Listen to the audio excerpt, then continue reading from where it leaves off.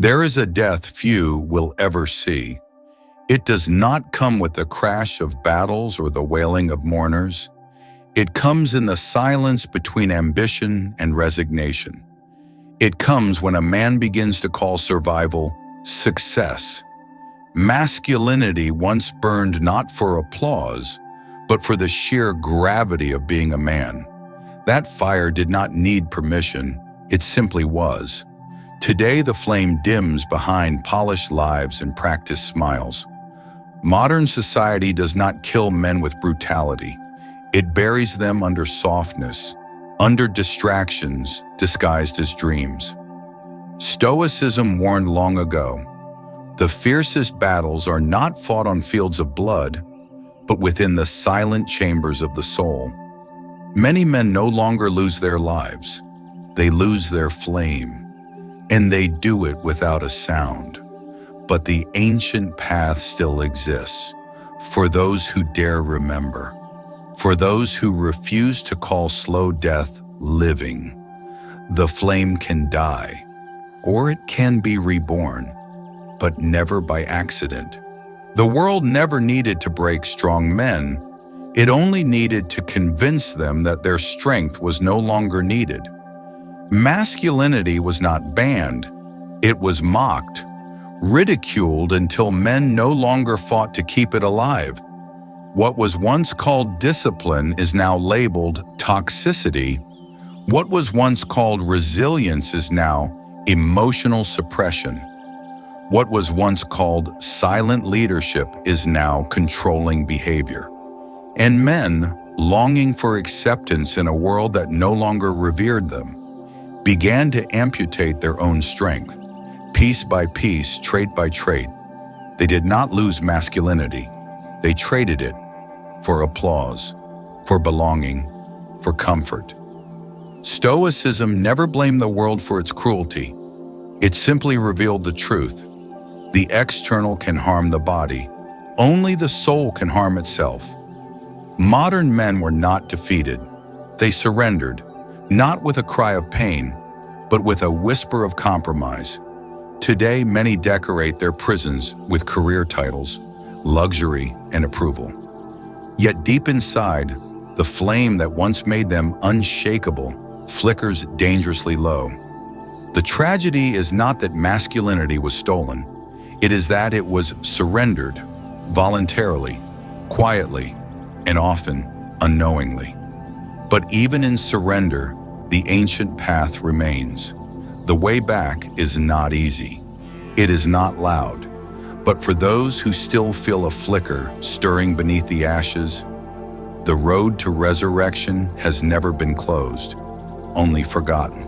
The fire inside a man is not something others can save. Not love, not loyalty, not even the patience of a woman willing to bleed. Strength draws the world closer. Weakness repels it silently. A woman may reach for the warmth, but when the flame dies, no tenderness can reignite it. It was never her burden, never her oath.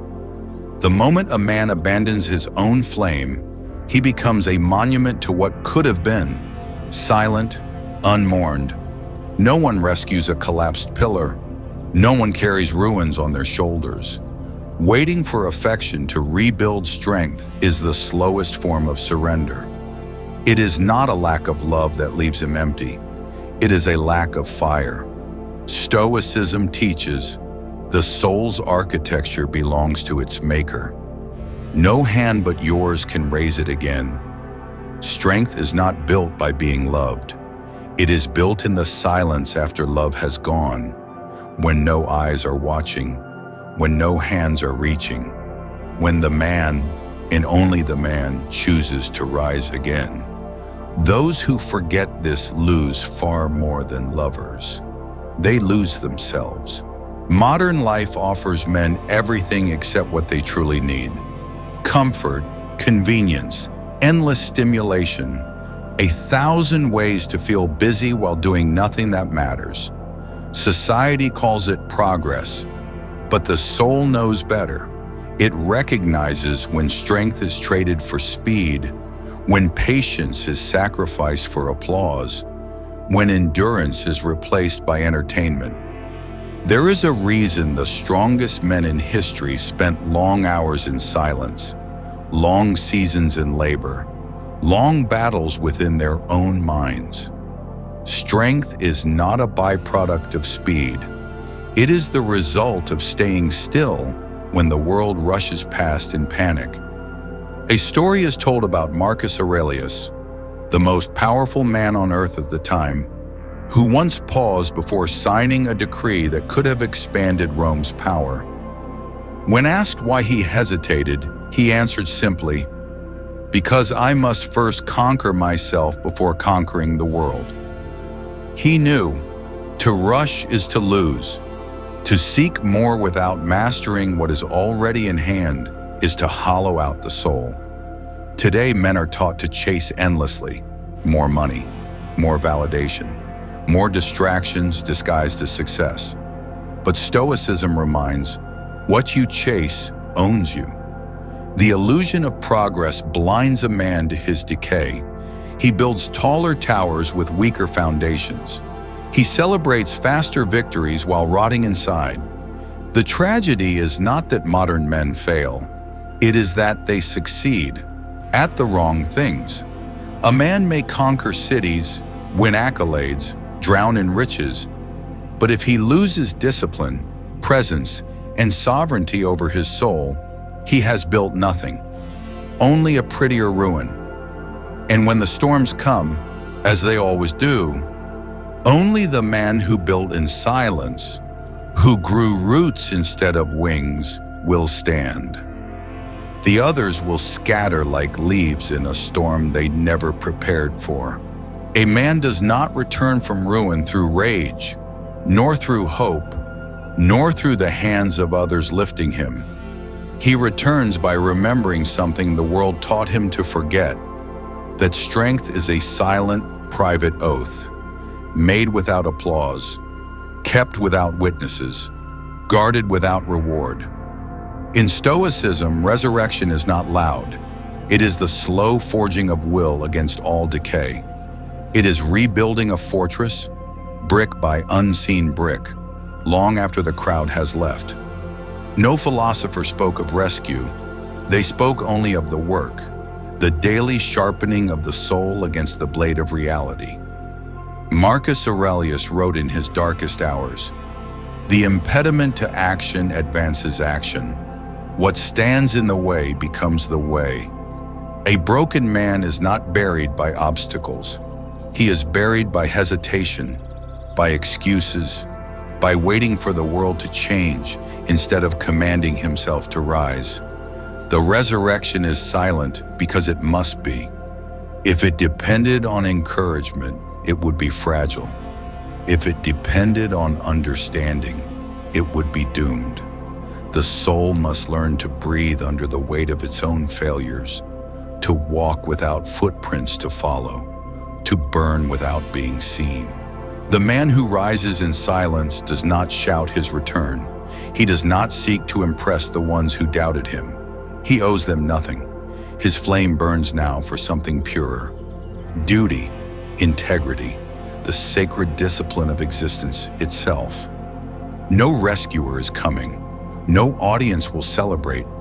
But if he can guard the flame, quietly, ruthlessly, endlessly, he will become something the world no longer believes in. A man not built by pleasure, but by principle. And there is no force on earth strong enough to undo that.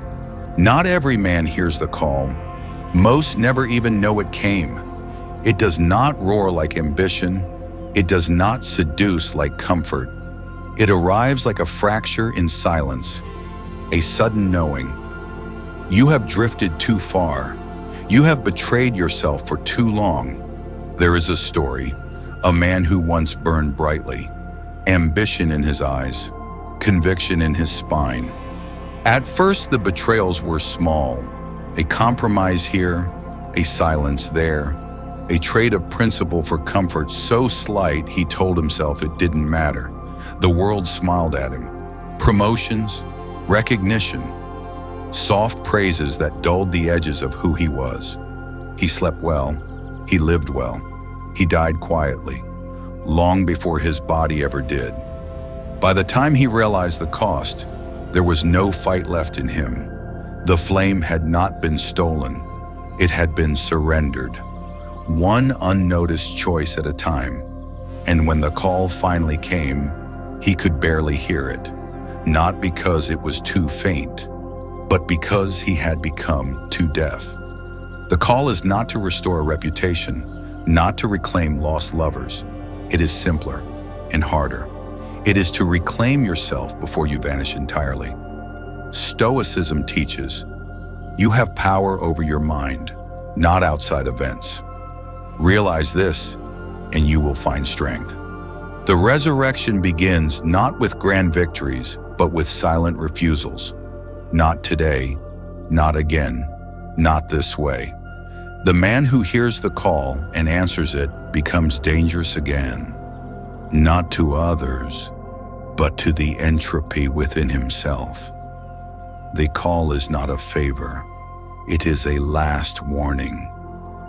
Either you rise or you disappear, while pretending you are still alive. The world will not cheer when you rise, and it shouldn't. Rise anyway, quietly, relentlessly. If the flame inside you stirred, it was never lost, only waiting. Protect it, rebuild it. And if you are ready to walk the silent road back to yourself, subscribe, not to follow, but to remember. This is not the end. It is the summons you were always meant to answer.